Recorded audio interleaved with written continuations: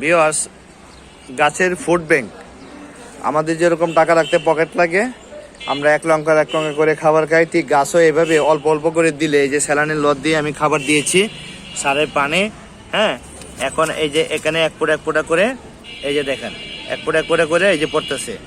হ্যাঁ, এই এক ফোঁটা করে যদি পড়ে তাহলে এটা এক সপ্তাহ আমার এই গাছের খরচ। এবং আমি ইচ্ছে করলে আমি এখানে দিতে পারবো, ওই গাছে দিতে পারবো, বিভিন্ন গাছেতে আমি খাবার দিতে পারবো। এই আমার গাছ, এই আমার লাউ গাছ, দেখুন এই যে টমেটো হয়েছে।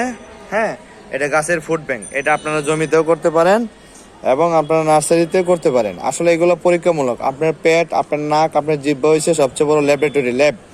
আপনি এভাবে অল্প পরীক্ষামূলক করে যদি লাভবান হন, হ্যাঁ ভালো গ্রোথ আসে, তখন আপনার জমিতে প্রজেক্ট আকারে করবেন। এখন আধুনিক কৃষি চলে আসে বাজারে, আমরা খালি সস্তা খুঁজি কিন্তু উৎপাদনে যায় না। একজন মানুষ উৎপাদন করে যদি খরচ কমাইতে পারে তাহলে সবাই লাভবান হবে। এভাবে খাবার তৈরি করবেন।